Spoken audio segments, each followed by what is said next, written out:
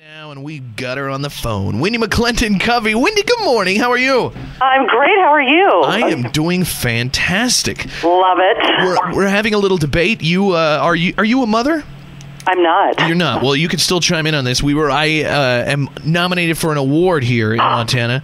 I was going to accept it the end of next month, but my baby, my first child, is due about a week later, and some people are saying, don't risk it, and other people are like, get the award, it'll be fine, you can race back. It's like 3 hours away. What do you think? I don't know. You're an actress. You should say take the award. Say that again? I said, you're an actress. You should just say take the award.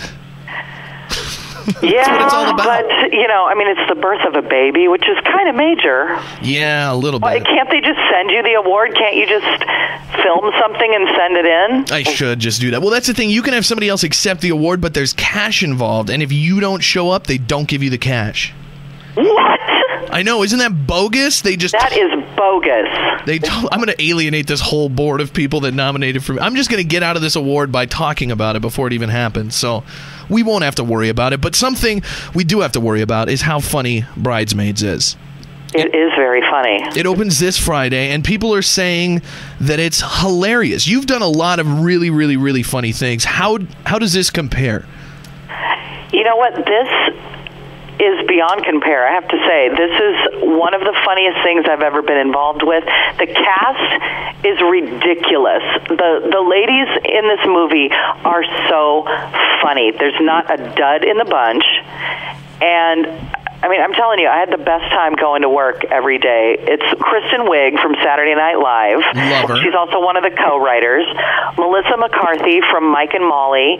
Maya Rudolph from Saturday Night Live and Grown Ups, and she's done tons of things. Rose Byrne, who's not necessarily known for comedy, but she will be after this. She's on Damages, and Ellie Kemper from The Office. Mm-hmm. So, come on.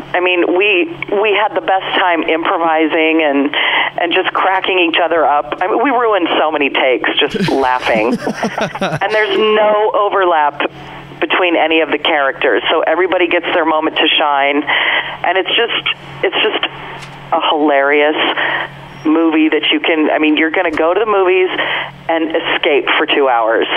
That's awesome. And that's what people are saying, too. It's not... We talked to Ellie Kemper yesterday, actually, and we were trying to clear up the misconception. Like, my producer, when I was telling him he should have posted the trailer online, he's like, for that chick flick? Like, yeah, nobody... And I'm like, trying to explain, like, it's not a chick flick. This is like a hilarious movie that just happens to star a bunch of women. Right. They're saying... when Kristen Wiig, she co-wrote it with Annie Momolo, and...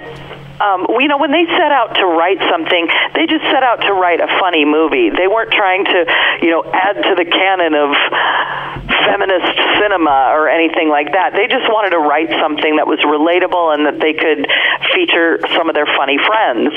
And, this whole chick flick thing just started coming up when we, started our promotions for the film, and they were really surprised because, in the end, funny is funny. It doesn't matter if it's a guy thing or a girl thing. If it's funny, you laugh.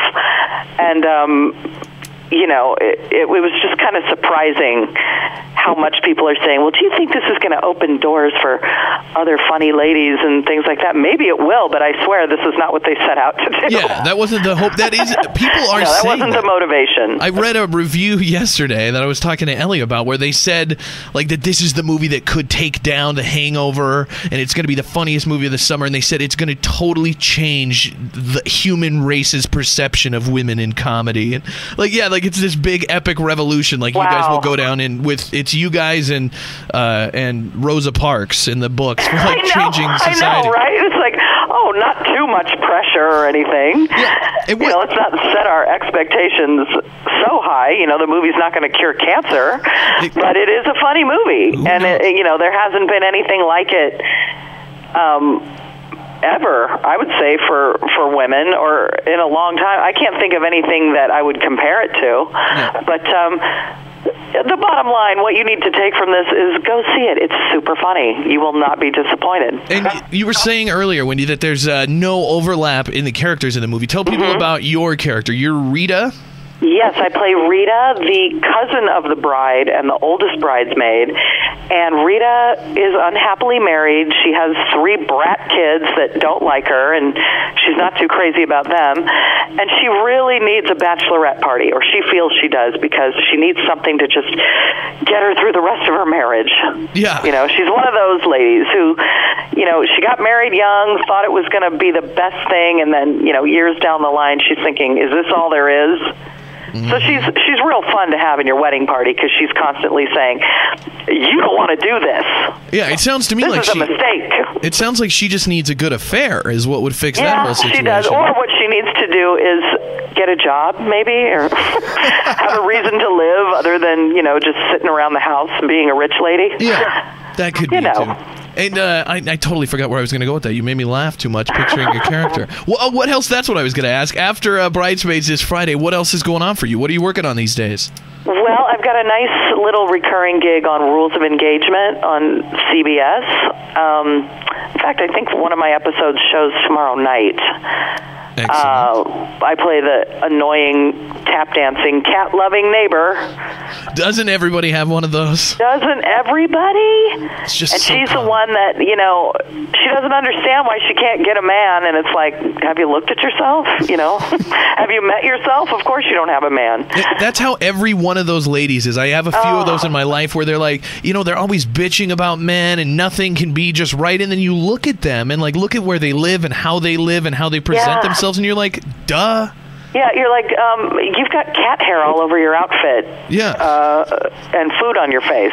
So maybe you could wipe that off for starters. Yeah. You know, but it's always someone else's fault. Oh, yeah. It's men, usually. It's the fact there's just no good men out there. Oh, no. No good men. And I'm just thinking, like, I hope if there are good men out there, they do not find you, because it will ruin them for everybody else. Yeah.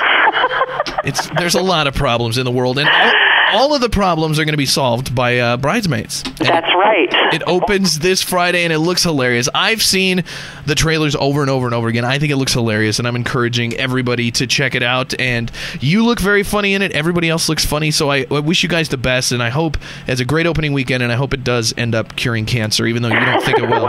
So, you know what? Maybe it will. Maybe it will. Let's all just keep our fingers crossed. If it does, you'll have to call back and do another interview, because I want to hear a follow-up if that happens. I will. All right. Do it. Wendi McLendon, Covey, thanks so much for being on the show, Wendi. Have a great one. Thanks, you too. Bye-bye. The Big J Show. Weekday mornings from 6 till 10 on Billings' #1 hit music station, Hot 101.9.